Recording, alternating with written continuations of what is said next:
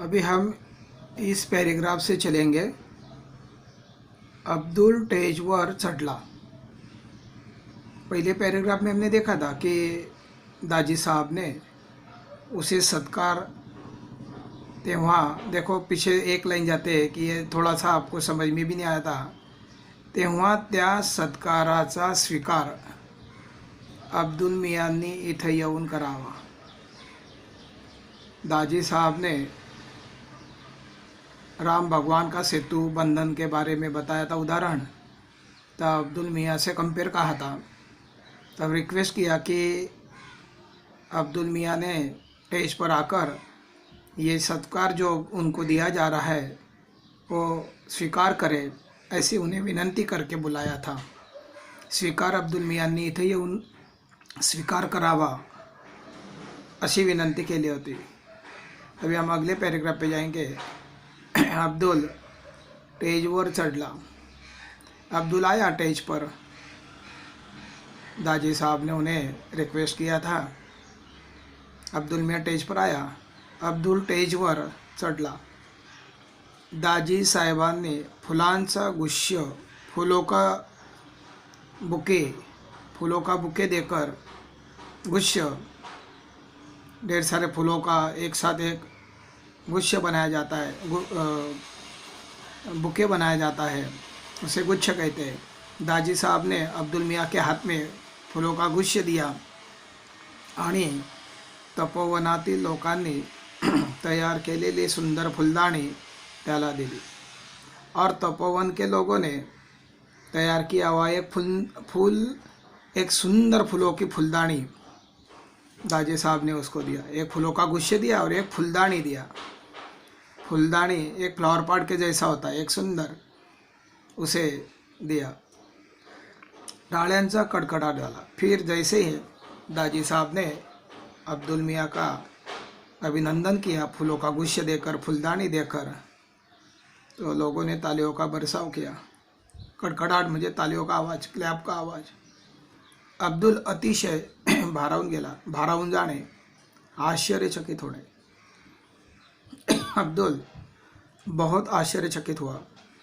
त्याने चटकन क्विकली, पटकन, चटकन, लवकर दाजी साहेबांच्या पायांना स्पर्श केला। देखो,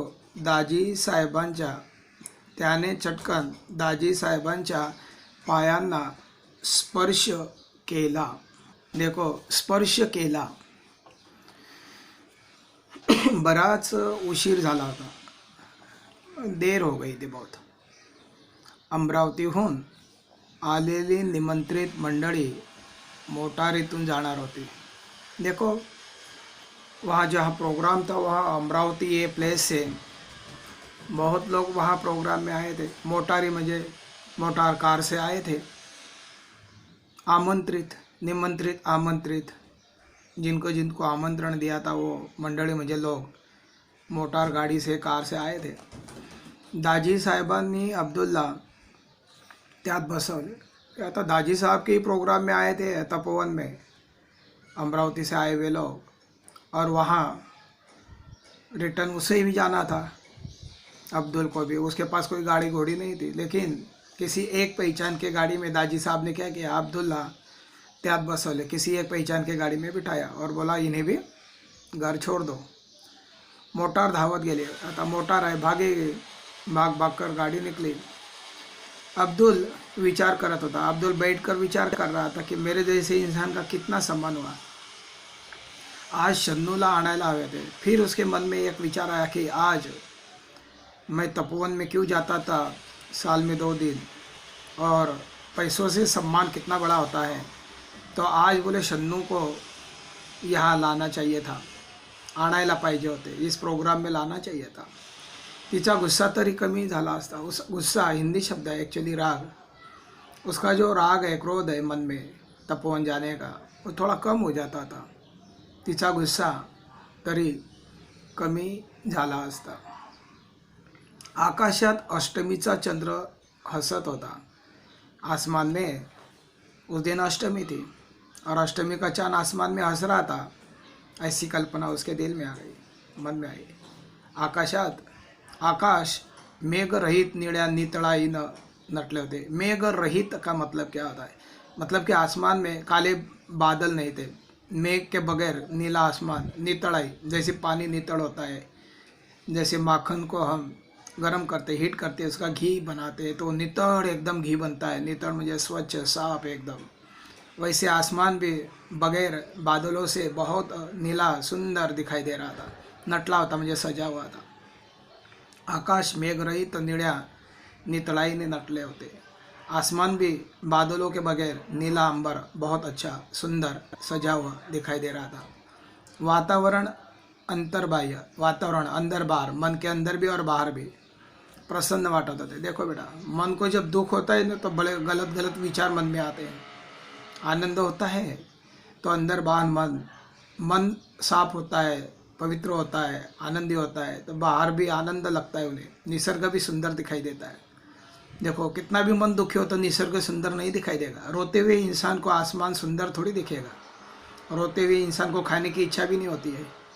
वैसे दुखी इंसान कभी सुंदरता का अनुभव नहीं ले सकता। आज वो बहुत खुश है, इसलिए वातावरण अंदर बाहर म्हणजे मन के अंदर और मन के बाहर, अंतर बाहर, इन आउट, प्रसन्न वाटत होते, प्रसन्न लग रहा था।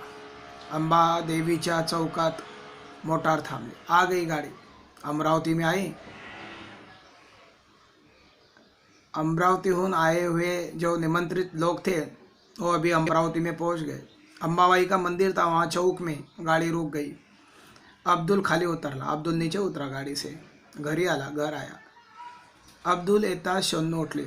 जैसे ही अब्दुल घर में आया तो शन्नू उठी, थाळीत चपाती आणि वांग्याची भाजी घेऊन, थाली म्हणजे प्लेट, खाने के प्लेट में बैंगन की सब्जी घेऊन लेकर तिने थाळी अब्दुल समोर ठेवली।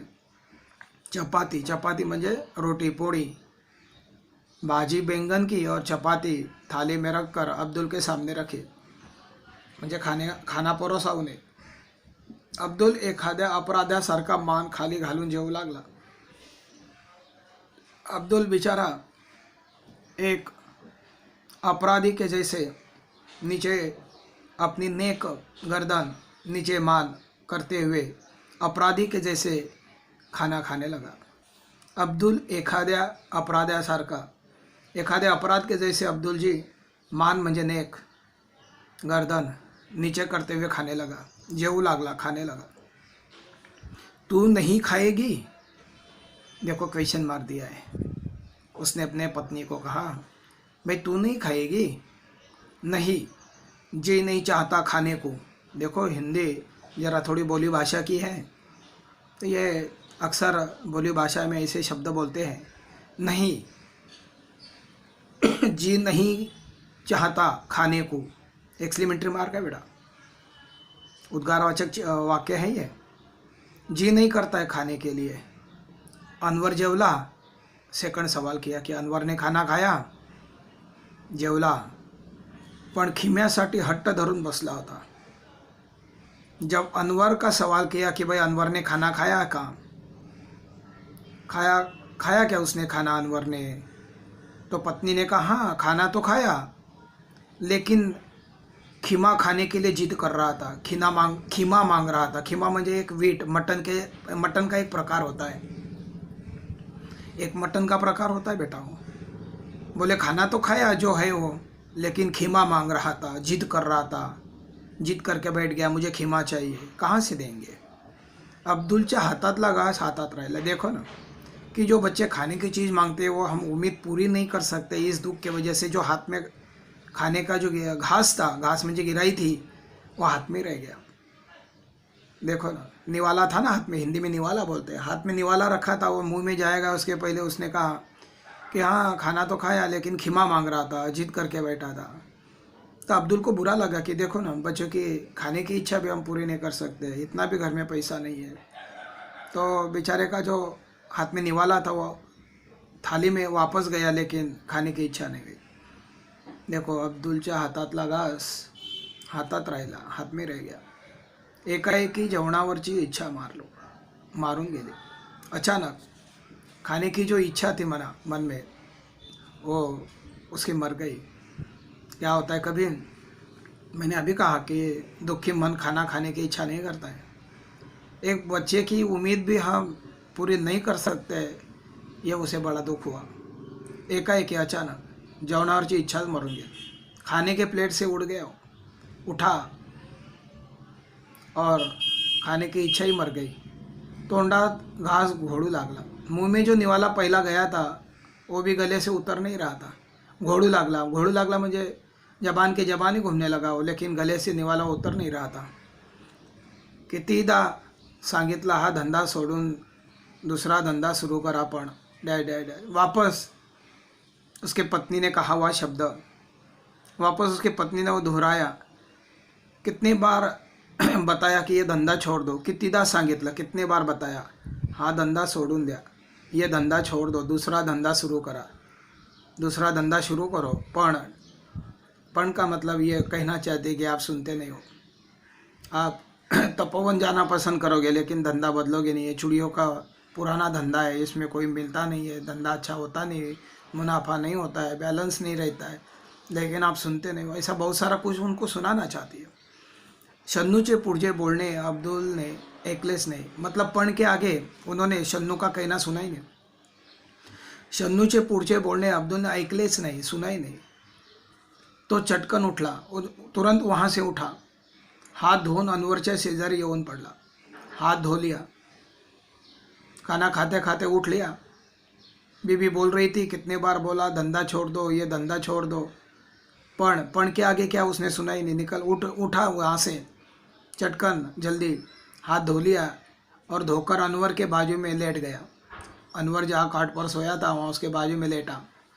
शन्नूचे बोलणे त्यातला शब्द न शब्द त्याला पाठ होता। शब्दों का कहना, बोलना म्हणजे कहना, वो शब्दों में शब्द, एक एक शब्द माना उसका याद था। कितीदा तरी तेज शब्द बोलून झाले होते। कितने बार शन्नू का यही कहना बार बार हुआ था और उसने अब्दुल ने सुना भी था। नवीन धंधा। जहाँ वो लेटा हुआ था अनवर के पास, वहाँ से ही ये कितने बार उन्होंने धंधे के बारे में ताना सुनाया था अब्दुल को। उस पर जवाब देते हुए जहाँ से लेटा हुआ था अनवर के बाजू में, वहाँ से ही जोर से आवाज़ देते हुए कहा, नवीन धंधा। गुस्से में कहा, नवीन धंधा। भांडवल नको का? भांडवल का मतलब है भाई नवीन धंधा आप कहते हो बराबर है, लेकिन पैसा नहीं चाहिए क्या? अरे भाई धंधा शुरू करना है तो पैसा भी तो लगेगा, पहले पैसा चाहिए, भांडवल नको, पैसा नहीं चाहिए, कुठून आणणार, कहाँ से लाएंगे, कुठून आणणार? नवीन धंधा, नया धंधा, पैसा नहीं चाहिए, कहाँ से लाएंगे? तो थोड़ा सा जोराने व शन्नूला ऐकायला जाईल अशा आवाज़ात बोला। थोड़ा जोर से शन्नू को सुनने में जाएगा इतने आवाज़ में वो बोला। तो थोड़ा सा जोराने, थोड़ा जोर से, पण शन्नूला, लेकिन शन्नू को ऐकायला जाईल, सुनने में जाएगा अशा आवाज़ात बोला, ऐसे आवाज़ में बोला। पण भांडवलापेक्षाही त्याला अब्बाजानपासून चालत आलेला हा बांगड्यांचा धंदा सोडत नव्हता। लेकिन देखो बेटा कि अब्बाजान से चलता आया ये धंधा है, त्याला धंदा देखो ना, पण भांडवलापेक्षाही त्याला अब्बाजानपासून चालत आलेला हा बांगड्यांचा धंदा सोडत नव्हता। अब्बाजान से ये धंधा वो कर रहा था, अब्बाजान से लेकर परंपराओं से धंधा चल रहा था, और अपने पीढ़ीजात धंधा जो चल रहा है वो धंधा छोड़ने की उसकी इच्छा नहीं हो रही थी, क्योंकि हमारे अब्बाजान से ये धंधा चालू था, दादा परदादा से ये धंधा चालू था, और उसे अचानक छोड़ने की इच्छा नहीं हो रही थी। नवरात्र संपले होते, नवरात्रि के दिन ख़त्म हुए थे। त्यात धंदा चांगला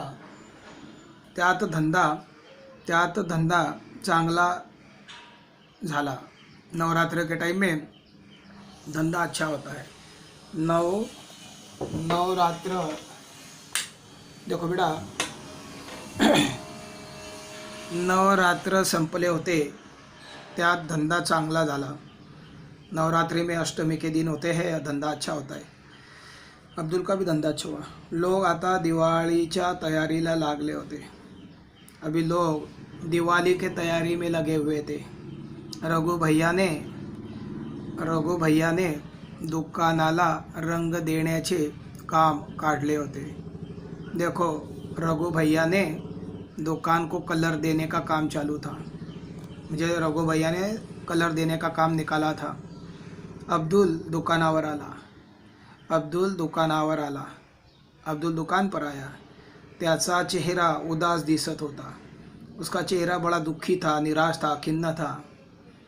रघु भैया ने त्याला आवाज़ दिला। रघु भैया ने उसे आवाज़ दिया। किसको? अब्दुल को। रघु भैया ने त्याला आवाज़ दिला, मुझे अब्दुल को आवाज़ दिया। क्यों आज दुकान नहीं खोलता? रघु भैया जब अब्दुल को कहने लगा, क्यों भाई अब्दुल आज दुकान नहीं खुलेगा? नहीं रघु भैया, अब्दुल ने कहा। नहीं रघु भैया, हे तपोवनच आता दाजी साहेबांच्या हाती राहिलं नाही। अभी देखो, ये जो तपोवन है ये अभी दाजी साहब के हाथ में नहीं रहा।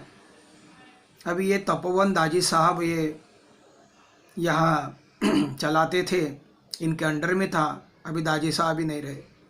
हे कळलं, ये मालूम हुआ तेव्हापासून मन नाही लागत धंदा करायला। जब से पता चला कि दाजी साहब अभी तपोवन में नहीं है, अभी उनके अंडर में ये तपोवन नहीं रहा, तब से मन नहीं लग रहा है धंधा करने के लिए। आता तपोवनाचं काय होईल? अभी देखो दाजी साहब ही नहीं रहे तो तपोवन का क्या होगा? रे रघु भैया को बोला कि ये रघु भैया, अभी तपोवन का क्या होगा यार? दाजी साहब तो नहीं है, अभी उनके अंडर में नहीं है अभी ये तपोवन। केवढी मोठी वसाहत, कितनी बढ़िया है ये वसाहत, आश्रम, किती रोगी है, कितने बीमार लोग रहते हैं। आता त्यांची कशी काळजी घेतली जाईल? अभी उनकी कैसी चिंता की जाएगी? कौन करेगा उनकी इतनी चिंता जो दाजी साहब करते थे? बहुत रोगी बच्चे रहते हैं, आता त्यांची कशी काळजी घेतली जाईल रे? रघु भैया को बोला कि उनकी चिंता कैसी की जाएगी? आणि आयुष्याचं मोल देऊन तन मन धनानं फुललेली ती कर्मभूमी सोडण्याच्या कल्पनेने दाजी साहेबांना काय वाटलं असेल बरं? देखो ना, जिन्होंने अपने जीवन में, आयुष्य में अपना तन मन धन दिया, तन शरीर मन दिल धन पैसा, शरीर से कष्ट किया, मन भी दिया, पूरा दिल से पैसा भी लगाया उन्होंने, तन मन धन लगाया, ऐसी कर्मभूमि तपोवन छोड़ते समय दाजी साहब, ऐसी कल्पना किया जाए तो दादी साहब को कैसा लगा होगा? जब जिन्होंने तन मन धन से पूरा अपना जीवन आयुष्य इस तपोवन के लिए लगाया था, और ऐसा तपोवन जब छोड़ते समय दादी साहब को कैसा लगा होगा? अब्दुल विलक्षण हळवा झाला। विलक्षण का मतलब है अजब, बहुत। हळवा होना म्हणजे सेंसिटिव, हळवा का मतलब है सेंसिटिव दिल, कमज़ोर मन, दिल भराना। अब्दुल का मन भराया, हळवा है उसका मन। नेक्स्ट पॅरेग्राफ में जाओ बेटा। देवळातल्या पहारेकऱ्याने 2चे टोल दिले।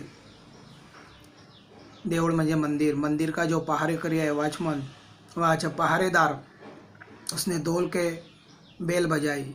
शन्नू घोरत होती, म्हणजे रात के 2 बजे घोरत होती, म्हणजे खराटे दे रही थी। अनवर गार्ड झोपला होता। अच्छा, मंदिर में जो घड़ी के जैसे जितने बजते हैं ना उतने टोल दिए जाते हैं। तब रात के 2 बज रहे थे, शन्नू गहरी नींद में थी, खराटे दे रही थी। घोरना म्हणजे खराटे देना। अनवर गार्ड झोपित होता, गहरे नींद में था। गार्ड झोप म्हणजे नींद, गार्ड म्हणजे गहरी नींद, गहरे नींद में था। अब्दुल उठा। अगदी हलकेच कोपऱ्यात बांगड्यांच्या पेटीवर ठेवलेल्या पिशवीतील एक एक वस्तू बाहर काढू लागला। आकलन कृति में ये सेंटेंस में पूछा जाता है कि अब्दुल के थैले में कौन कौन सी चीज़ थी। तो यहाँ बताए बेटा, अब्दुल उठा। अब्दुल इतने रात को उठा, अगदी हल्के, बिल्कुल स्लो, जैसे कि आवाज़ ना हो और बच्चे बीवी उठे नहीं, हल्के स्लोली कोपऱ्यात कोने पे बांगड्यांच्या पेटीवर ठेवलेल्या पिशवीतील, बांगड़े के पेटी पर रखे हुए थैली में एक एक वस्तु, एक एक चीज़ को बाहर काढ़ू लागला, बाहर निकालने लगा।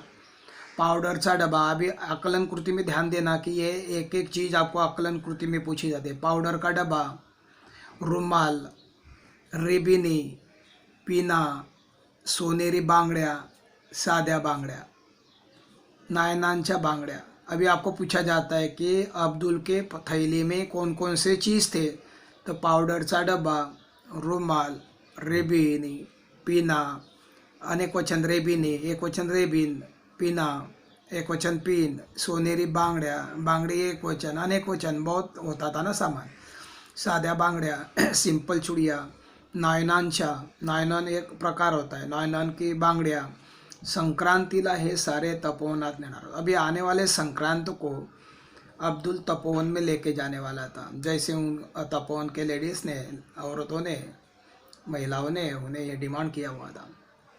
तिथे चुडीवाला म्हणून स्त्रिया, मुली, बाळी धावतच, देखो ना बेटा, धावतच चुडीवाला म्हणत स्त्रिया, मुली, बाळी धावतच त्याच्याजवळ जमणार होत्या। काही काळ तरी सारे विसरून हसणार होत्या। देखो यहाँ पे वापस जाइए कि पाउडरचा डब्बा, पिशवी में क्या क्या था, तो पाउडरचा डब्बा, रुमाल, रेबिनी, पिना, सोनेरी बांगड्या, साध्या बांगड्या, नायननच्या बांगड्या, संक्रांतीला हे सारे तपोवनात नेणार होता। संक्रांति में सब कुछ लेके जाने वाला था। तिथे चुडीवाला म्हणून स्त्रियाँ, मुली, बाड़ी, वहाँ तपोवन में वहाँ की जो लेडीज़ है, महिलाएं, चुडीवाला, मुली, बाड़ी, वहाँ के बेटियाँ, छोटे बच्चे धावतच भागते हुए त्याच्याजवळ जमणार होत्या, उसके पास आकर इकट्ठा होने वाले थे। काही काळ तरी सारे विसरून हंसणार होते। कुछ समय के लिए अपना दुख भूलकर वो मेरे पास चुड़िया भरने आने वाले थे। काही आणि यांचे हसू बघून अब्दुल मनोमन लोग सुखावणार होता। और मैं चूड़िया लेके जाने वाला था, वो मेरे पास आते थे, हंसते थे, खिलते थे, अपना मन का दुख कुछ समय के लिए भूल जाते थे। हंसकर अब्दुल, म्हणजे त्यांचे हसू बघून, उनके हंसी देखकर, खुशी देखकर अब्दुल मनोमन सुखावणार होता। अब्दुल को उसकी खुशी होने वाली थी। थोड़े समय के लिए उसे भी सगुन मिलने वाला था। पण आता सारे संपले। लेकिन अभी तो सब खत्म हो गया है, होने वाला है, संपले होते, खत्म हो गया है। स्वतःसाठी सारे जगतात, अरे खुद के लिए तो सभी जीते हैं। यहाँ पे स्लोगन लिख सकते हैं बेटा, स्वतःसाठी जगलास तर मेलास, दुसऱ्यासाठी जगलास तर जगलास। स्वतःसाठी सारे जगतात, खुद के लिए तो सभी जीते हैं। पण यहाँ पे एक स्लोगन मैंने बताया, वो लिख सकते हैं, स्वतःसाठी जगलास तर मेलास, स्वतःसाठी जगलास तर मेलास, दूसऱ्यासाठी जगलास तर जगलास। ऐसे इन्वर्टेड कामा में स्लोगन लिख सकते हैं। म्हणजे खुद के लिए जीना मरने के बराबर होता है, दूसरे के लिए जीना तो जीना होता है। स्वतःसाठी सारेच जगतात, खुद के लिए तो सभी जीते, पण दूसऱ्यासाठी जगण्यातला आनंद, लेकिन दूसरों के लिए जीने का जो आनंद होता है, त्या आनंदाचे सुख वर्षातून फक्त दोनदाच अब्दुल अनुभवायचा। लेकिन त्या आनंदाचे सुख वर्षातून फक्त दोनदाच अब्दुल अनुभवायचा।